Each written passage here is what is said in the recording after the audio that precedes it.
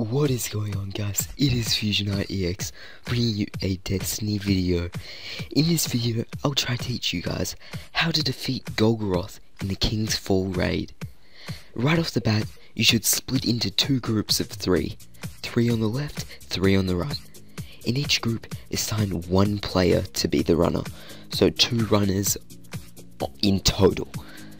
So this role is very important. So we'll get into all that later. This boss is a true tank with around 10 million HP. In order to kill him, you'll need to shoot the orbs on the roof to drop a puddle for you to stand in. Inside this puddle, you gain an aura which grants you bonus damage. These puddles are on the ground around where Golgoroth is, so the boss can easily walk up to your team and just smash them. To prevent the boss from ground smashing the people dealing damage, the runners must juggle a buff called Golgoroth's Gaze. This is acquired by shooting the spongy part at the back of his head. This is between the bones that wiggle around. This Golgoroth's Gaze buff lasts around 20 seconds. In this time, it's essential that you turn Golgoroth to face the puddle that your team is in, so they can hit his crit easily, while you shoot orbs coming from his chest. After the gaze has been swapped, your team should try to shoot the next orb along.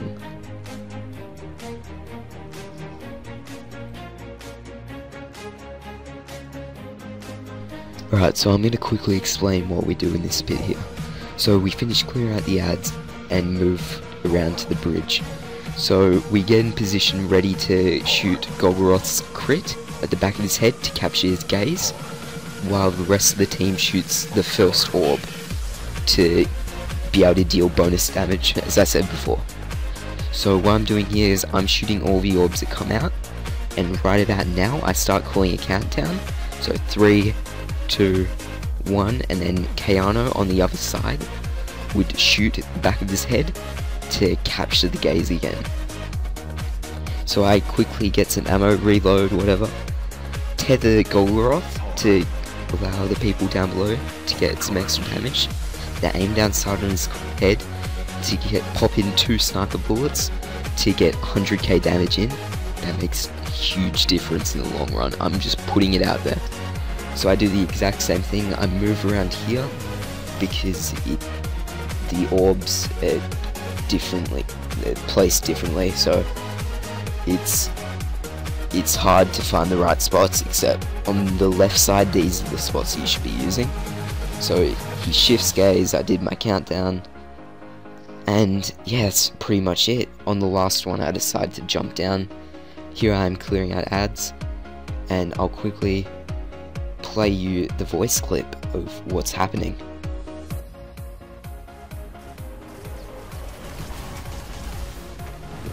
Bit.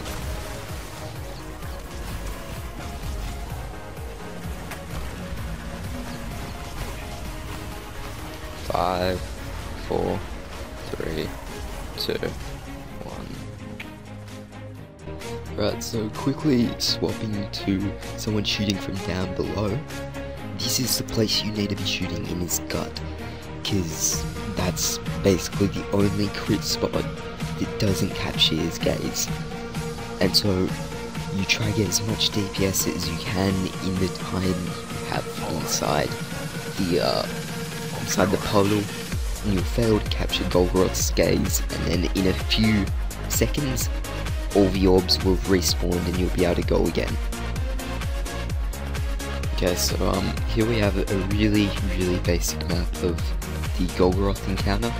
In the middle, where the golden stars is where Golgoroth spawns.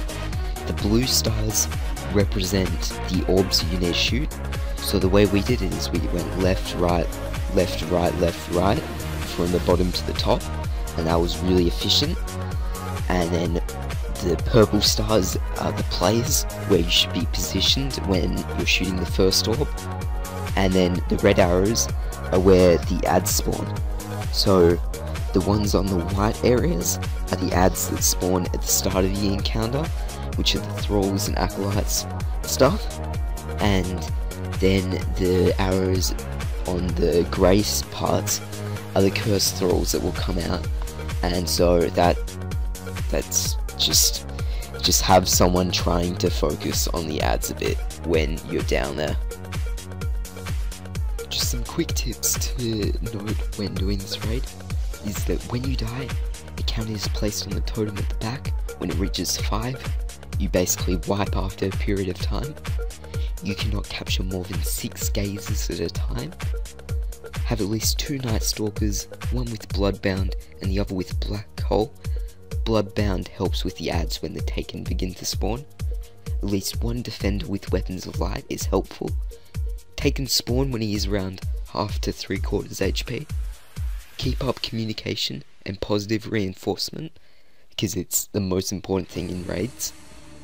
Try to have 1 person to start shooting the next orb as the countdown begins.